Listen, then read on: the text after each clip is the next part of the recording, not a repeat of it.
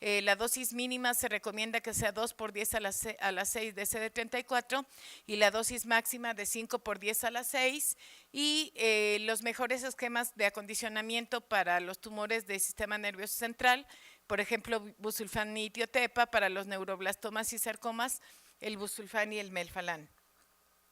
Y para las indicaciones de síndromes de falla medular, sobre todo de anemia plástica, ya ustedes vieron ese tema el día de ayer y yo lo vi en el programa, ya no vamos a redundar en los criterios, nada más mencionar que en la anemia plástica, que ya saben que es moderada, severa y muy severa, en la moderada no hay indicación para trasplante, y en la severa, muy severa, sí son indicativo de trasplante. Pero también va a depender de la edad del paciente y de que tenga un donador o no haya donador compatible. Por ejemplo, si tiene menos de 40 años y hay un donador, inmediatamente se debe de iniciar el protocolo para hacer un trasplante. Pero si no hay donador compatible, al igual que los que son mayores de 40 años, se sugiere que se dé tratamiento inmunosupresor combinado, que eso ustedes ya lo vieron. Incluso anteriormente se recomendaban 2 ciclos de globulina antilinfocito, en la actualidad se recomiendan hasta 3 ciclos, y si ya no hay respuesta, entonces sí ya se tiene que hacer un trasplante de donador no emparentado, como puede ser de sangre de cordón o haploidéntico.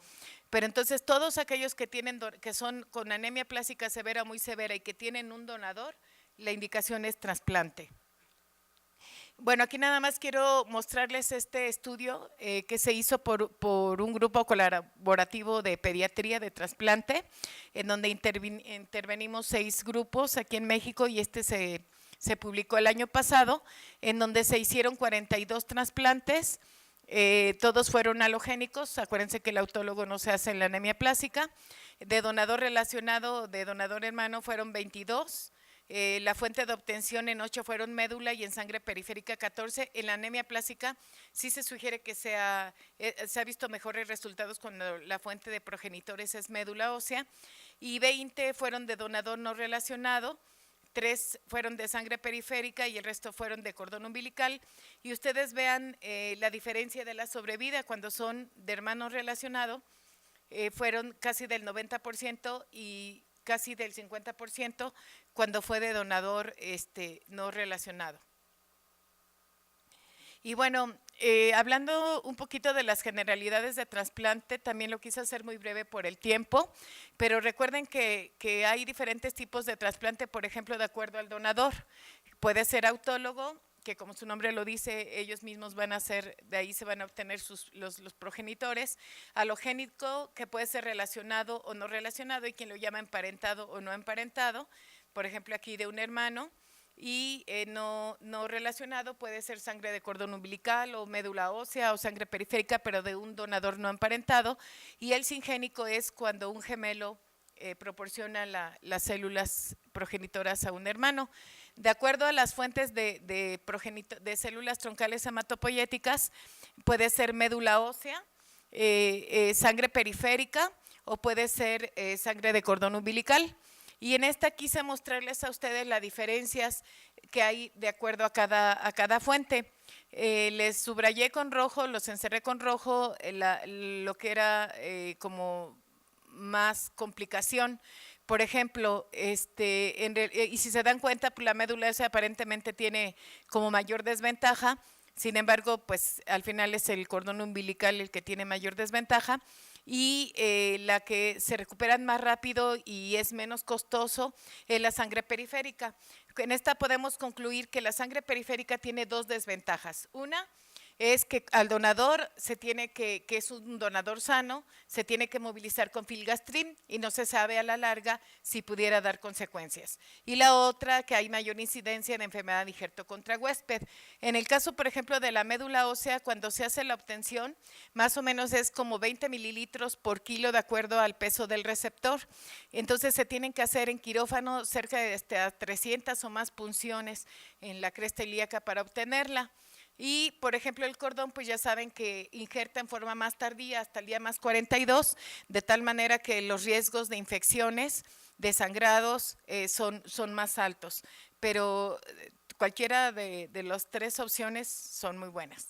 Y bueno, aquí por ejemplo les quería mostrar, ven que les he estado mostrando un poco de lo que hacemos en cada hospital y aquí vean cómo en el Instituto Nacional de Pediatría, por ejemplo, a través de los años, en la actualidad la mayor fuente que tenemos es de sangre de cordón umbilical, después sangre periférica y finalmente de médula ósea.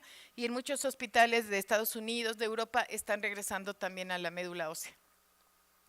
Y de acuerdo al acondicionamiento, que ya vimos que es para preparar al paciente, y lo vamos a ver ahorita, puede ser un esquema mieloablativo, no mieloablativo o que sea de intensidad reducida.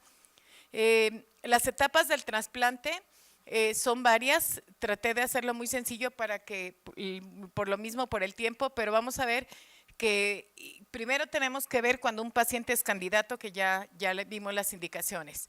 Ya que vimos que el paciente es candidato, tenemos que hacer un protocolo de estudio. Ahorita vamos a ver cada una de ellas. Posteriormente es el acondicionamiento, la obtención de las células troncales hematopoyéticas, la administración, después viene una fase aplásica y posteriormente una recuperación hematológica y una recuperación inmune, las cuales van a depender de la fuente de obtención de las células o del esquema también de acondicionamiento. Aquí, por ejemplo, en la valoración del receptor, bueno, son los estudios básicos como una biometría, coagulograma, pruebas de funcionamiento hepático, renal, perfil viral y todo un equipo multicéntrico que hace valoraciones desde trabajo social hasta cardiología. Y en el donador también son los estudios básicos de una biometría, química sanguínea, perfil hepático y renal, el coagulograma, el perfil viral, es muy importante, el grupo sanguíneo y RH. ¿El acondicionamiento? ¿En qué consiste el acondicionamiento? Bueno, ya vimos que va a ser para la preparación del paciente para el trasplante mediante la utilización de quimioterapia a dosis altas y asociado o no a la radioterapia. Los objetivos, ¿cuál es el objetivo de esta etapa? Pues va a ser sobre todo eliminar células hematopoyéticas y tumorales del receptor, crear un espacio medular para los progenitores hematopoyéticos que vamos a infundir e inmunodeprimir al paciente para que en el caso de los trasplantes alogénicos podamos evitar el rechazo. Y posteriormente el día 0 es la infusión de estas células que ya obtuvimos. Cuando se criopreservan es muy importante mencionar que se descongelan en baño María a 37 grados. Lo ideal es hacerlo al pie de la cama del paciente y se van a administrar siempre a través de un catéter venoso central, de tal manera que las células van a migrar y se instalan en el nicho hematopoyético. Por ejemplo, en el caso del trasplante de células de cordón umbilical, hay quien también ha sugerido, sobre todo el grupo italiano, de administrarlos en forma intraósea porque migran durante su administración, por ejemplo, al pulmón y ahí se pierde cierta cantidad de esas células. Después va a venir una fase aplásica que todo va a ser tan severa según haya sido el esquema de acondicionamiento y la fuente de células hematopoyéticas que hayamos utilizado. Habitualmente aparece entre los primeros 14 y 21 días, en donde va a haber necesidad de utilizar antibióticos, transfusión de productos sanguíneos y por la mucositis muchas veces casi todos los pacientes ameritan nutrición parenteral. Y después, bueno, ya viene lo mejor del trasplante, que es cuando nos ocurre el injerto leucocitario. Se declara injerto leucocitario cuando hay neutrófilos por arriba de 500 en 3 días consecutivos. Tienen que ser 3 días consecutivos.